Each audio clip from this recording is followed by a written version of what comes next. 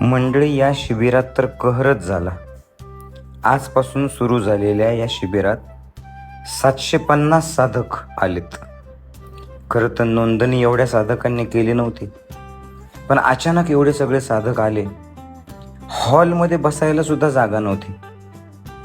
लोक झोपणार कसं, लोक बसणार कसं, होणार कसं सगळं, हे सगळे विचार परमेश्वराच्या चरणाशी सोडून दिले.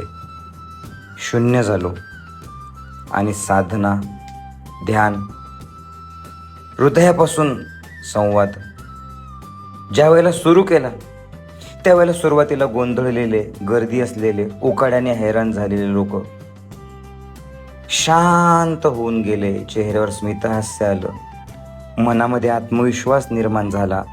स्वतःतल्या परमेश्वराशी सगळे साधक जोडल्या गेले.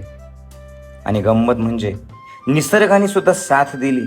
ढगाळ वातावरण झालं, थोडासा पाऊस पडला, मनात थंडावा, बाहेर थंडावा आणि साधनेचा, प्रेमाचा, साधकांचा, माऊलीजींचा प्रेमाचा ओलावा.